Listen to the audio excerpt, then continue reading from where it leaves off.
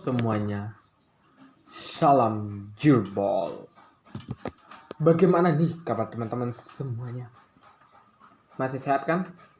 Rasa pun nasnya sehat walafiat lah.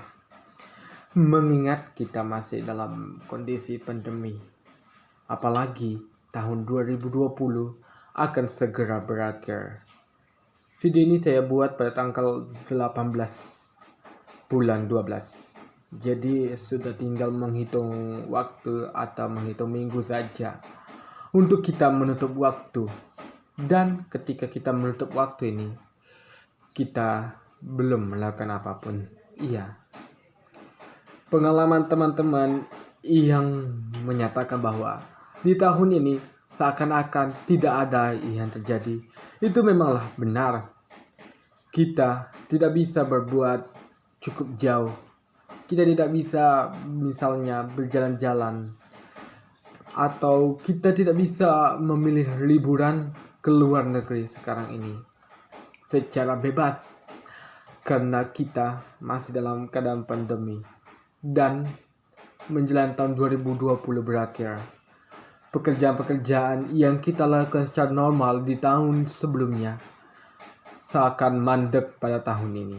Tapi percayalah bahwa di tahun 2021 ketika vaksin corona sudah mulai dihadirkan di Indonesia dan sudah mulai disebarkan kepada penduduk-penduduk yang beresiko tinggi, saya rasa kita akan mulai membuka lagi lembaran baru di tahun 2021 yang penuh dengan kejutan.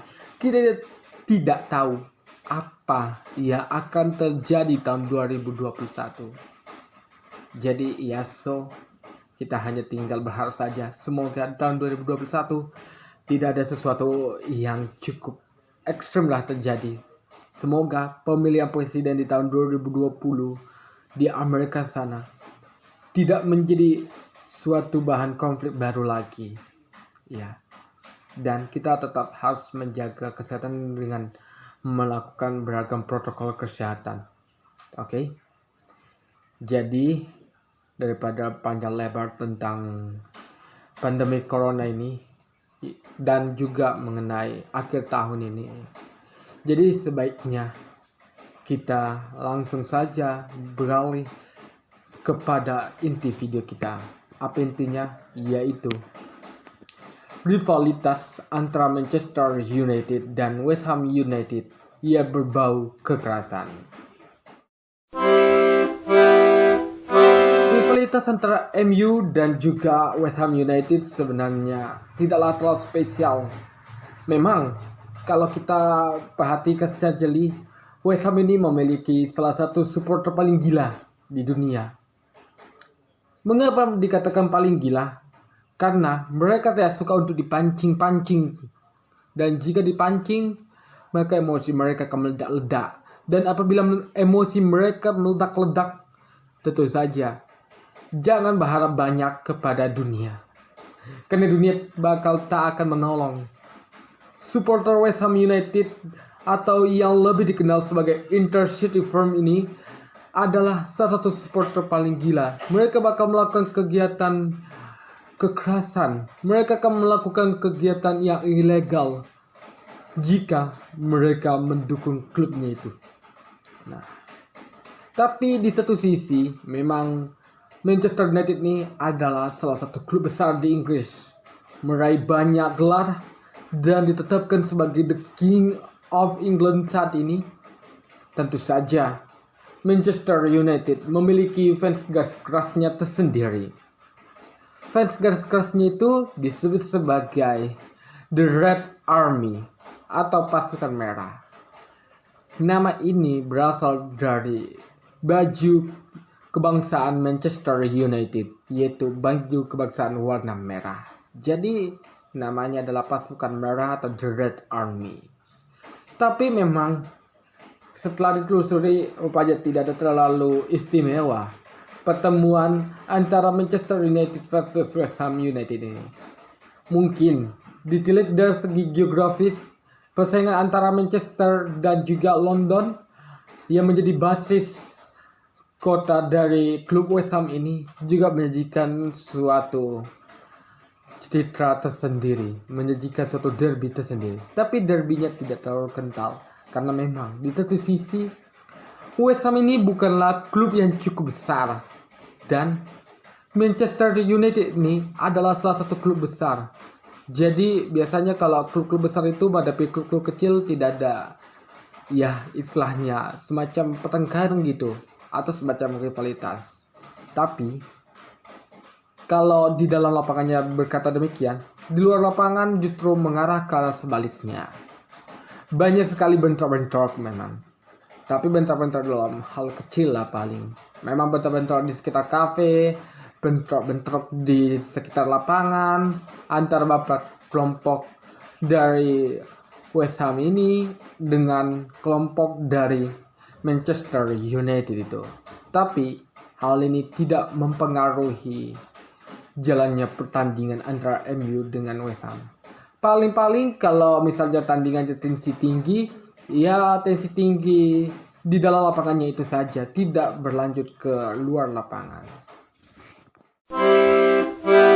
Seperti tadi yang saya katakan di awal maupun ketika kita membahas sedikit tentang rivalitas antara MU dan West Ham ini, tadi saya mengatakan bahwa memang rivalitas antara MU dengan West Ham ini terjadi di luar lapangan. Nah, sebelum kita lihat lagi bagaimana rivalitas keduanya, ada baiknya kita untuk menelusuri kedua kelompok supporter ini. Yang pertama adalah kelompok supporter Manchester United. Manchester United adalah salah satu klub besar dengan fans yang cukup tersebar luas di seluruh Inggris. Nah, karena fans yang tersebar cukup luas di seluruh Inggris, tentu saja timbul yang disebut sebagai aliran garis keras. Apa itu aliran garis keras? Aliran garis keras itu adalah aliran yang mendukung sesuatu secara berlebihan. Biasanya orang-orang yang memiliki aliran seperti ini bersedia mati demi sesuatu yang diperjuangkannya. Mereka bahkan membentuk kelompok-kelompok tertentu untuk kemudian menampung aliran garis keras yang mereka miliki. Kelompok garis keras ini biasanya juga terlibat dengan yang namanya bisnis-bisnis gelap terkadang, seperti kelompok hooliganisme yang ada di Inggris. Nah, kelompok hooliganisme di Inggris itu ada banyak. Di antaranya adalah kelompok supporter Leeds United, kelompok supporter Millwall yang disebut sebagai The Bushwhackers. Kalau ya ini memang udah keterlaluan gilanya. Hampir samalah gilanya dengan supporter dari West Ham ini. Walaupun tingkat rendahan lebih rendah pun daripada West Ham United ini. Tapi wah, kalau Millwall tuh nggak tahu lagi lah bilangnya apa. Mau dinasihati 1000 kali pun kalau orang udah istilahnya cuci otaknya dengan kelompok ini, udah jangan berharap mereka akan kembali. Teroris saja pun kalau disuruh bertobat bakal bertobat toh, bakal kembali ke jalan yang benar. Ini kelompok Millwall ini udah ditobatkan pun berkali-kali oleh pastor-pastor terkenal di Inggris sana. Nggak bisa lah dibilang. Kalau teroris saja pun banyak yang kemudian bertobat dan memilih untuk kembali ke jalan benar. Ini nggak tahu lagi kita harus bilang apa. Tinggal ya berserah sajalah kepada Tuhan. Nah, dan kelompok supporter yang lainnya yaitu kelompok supporter dari West Ham United, yaitu Intercity Firm. Kalau ini juga samanya gilanya ini. Mereka bilangnya mereka itu orang-orang baik. Mereka bilangnya mereka itu adalah kelompok-kelompok supporter yang baik-baik saja. Selama nggak dipancing marahnya, mereka gak akan beraksi. Sebenarnya akal kelam mereka saja nih itu kepada pihak pemerintah Inggris. Karena pihak pemerintah Inggris sebenarnya sudah menilai kelompok supporter ini sebagai kelompok supporter garis keras yang wajib untuk dipantau kehidupannya sehari-hari. Apabila bertengkar sedikit, sudah ditangkap. Bertengkar sedikit, ditangkap. Gitu. Jadi, saya rasa itulah mengapa kelompok supporter West Ham ini juga dikatakan sebagai kelompok supporter yang gila. Kalau terpancing, udah. Jangan harap engkau dapat pulang dengan selamat. Paling tidak satu bagian tubuhmu berada di tangan mereka. Kalaupun mati, ini yang paling mengejutkannya faktanya. Kalau lu mati di tangan mereka, mereka akan segera meninggalkan lu sendirian. Tidak ada yang menolong. Dan warga sekitar gak mau menolong dan gak berani menolong karena mereka tahu bahwa kalau lu dihajar sama kelompok itu, jika mereka menolong mereka akan dihajar juga. Jika lu mati tadi, akan ada satu kartu yang mengatakan bahwa selamat, Anda telah bergabung kepada ICF, atau dalam bahasa Inggrisnya congratulations, you are welcome to ICF. Nah, tentu saja kegilaan yang luar biasa bagi West Ham. Dan untuk MU, kegilaan ini lahir karena mereka mengagumi klub besar. Sementara untuk West Ham, mereka mengagumi, nggak tahu karena sebab apa. Saya pun kurang paham juga mengapa mereka mengagumi klub kecil. Mungkin karena kecintaannya terhadap klub West Ham itu. Oke. Kualitas antara MU dan West Ham ini tadi berlangsung di luar lapangan. Dan konflik yang paling besar sebenarnya terjadi pada tahun 1985. Kala itu MU versus West Ham bertanding di Stadion West Ham. Nah, terjadilah keributan luar biasa. Pada saat itu memang di tahun 1985 kalau gak salah itu adalah tahun kelamnya Inggris juga. Banyak hal yang menyedihkan terjadi di Inggris. Seperti kejadian Hillsborough dan juga kejadian kalau nggak salah Hazel termasuk juga nggak ya di dalam periode gelapnya. Kalau saya rasa ikut juga. Kalau teman-teman gimana? Kasih tahu dong di kolom komentar apakah kejadian Hazel ini juga merupakan periode gelap dari sepak bola Inggris? Kasih tahu dong. Nah, tidak ikutnya Inggris di dalam Piala Dunia ditambah lagi dengan berbagai aksi hooliganisme membuat Margaret Thatcher sebagai Perdana Menteri pada saat itu berusaha untuk kemudian melakukan segala cara untuk menghapus gerakan hooliganisme. Salah satunya adalah dengan membuat pagar tinggi. Bayangkan pagar tinggi setinggi kira-kira 3 atau 4 meter gitu, dipasang di seluruh ya namanya stadion di Inggris, yang memisahkan antara pemain dengan supporternya itu. Dan ini katanya cukup efektif dan disertai dengan juga denda-denda bagi klub-klub yang masih juga memelihara aksi hooliganisme.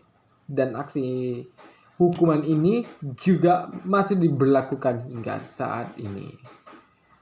Nah, rivalitas antara MU dan West Ham pun kemudian jarang terdengar kembali di publik. Karena memang kemudian kedua supporter ini memilih untuk diam-diam baik terhadap perilaku kekerasan mereka. Mereka mungkin takut nanti jika mereka dituduh menjadi pelaku, mereka tidak bisa lagi masuk ke stadion. Dan bahkan ancamannya tidak main-main. Jika menjadi pelaku, mereka tidak akan bisa masuk ke stadion selama beberapa tahun dan bahkan bisa tidak masuk ke stadion selama seumur hidup. Nah, makanya memang rivalitas ini kemudian tidak tahu kedengaran. Tapi tetap saja rivalitas di luar lapangan atau rivalitas di sekitar lapangan masih terjadi. Cen-cen berbau rasial disuarakan kepada pemain-pemain yang memiliki warna kulit yang berbeda juga masih sering terjadi yang dilakukan oleh supporter West Ham. Supporter Manchester United juga masih sering meneriakkan slogan-slogan ia berbau menghina pada klub lain, terutama kepada klub West Ham United. Sebelum kita membahas mengenai hooliganisme saat ini, saya ingin menjelaskan dulu mengenai perbedaan antara hooliganisme dan casual. Kalau hooliganisme itu adalah aliran supporter bola garis keras. Ini kalau nggak salah, ini bisa disamakan dengan aliran radikalisme. Radikal, keras. Begitu pula dengan hooliganisme, keras. Nah, kalau radikal itu biasanya lebih kepada ideologi tertentu. Sementara kalau hooliganisme itu lebih kepada sikap untuk mendukung klub bolanya sendiri. Nah, biasanya kalau hooliganisme ini dia memang hanya tujuan untuk mendukung klubnya. Lain halnya nanti kalau misalnya kita bicara tentang tifosi. Tapi tifosi ini tidak akan saya bahas lah. Karena kita hanya akan membahas sedikit tentang perbedaan antara hooliganisme dan juga casual. Nah, dan casual ini tadi itu kelompok supporter yang hanya menonton bola saja. Jadi ketika selesai menonton bola, biasanya orang yang disebut sebagai casual ini biasanya langsung mereka pulang ke rumah masing-masing. Atau misalnya mereka kumpul-kumpul makan-makan sama kawan, tapi mereka nggak bertujuan untuk mendukung klub itu secara sepenuhnya. Kalaupun mendukung klubnya, mereka hanya akan mendukung klub itu secara sewajarnya. Beda halnya kalau hooliganisme.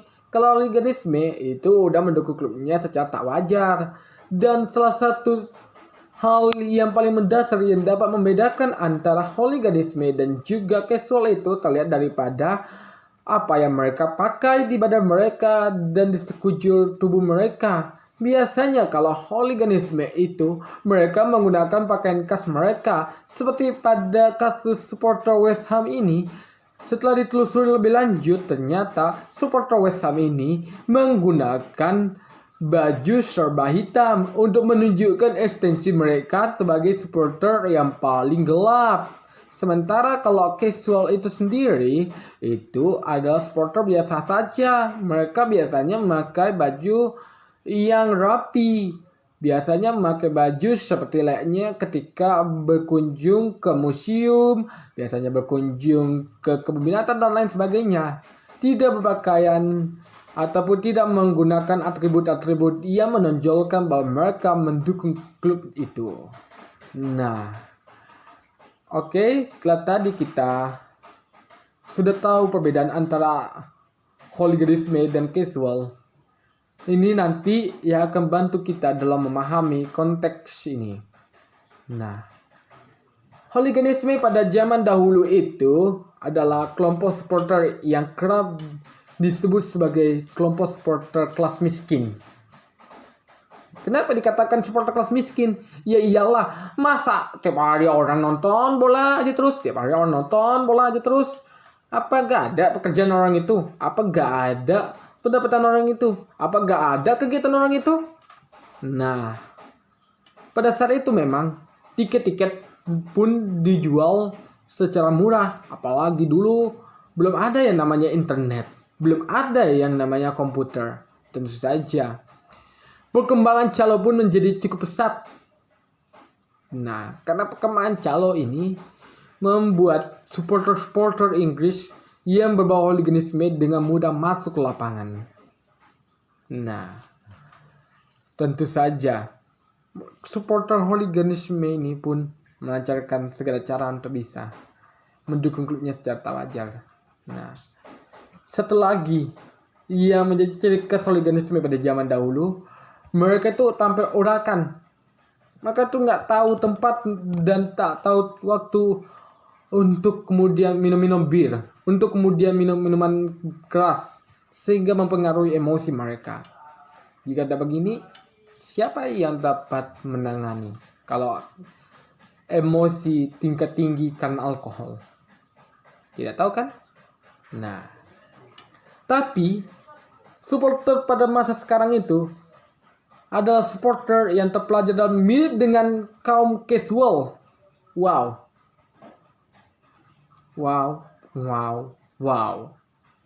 Kita nggak tahu jadinya. Apakah ini memang orang cuma nonton bola aja? Apakah mereka ini adalah orang yang murni mendukung klubnya tanpa harus mengorbankan dirinya? Kita nggak tahu di Inggris. Karena rata-rata orang ya pakainya bebas. Ya memang ada sih kelompok setia hooligan. Tapi itu sedikitnya itu, segelintir. Tapi kebanyakan yang saya searching di internet itu orang yang pakainya rapi. Biasa pakai jaket, kemudian pakai baju kaos, dan pakai celana panjang, pakai sepatu. Wah, udah nggak tahu lagi lah. Tinggal kita lebih waspada lah terhadap diri sendiri kalau kita ke stadion di Inggris pada zaman sekarang.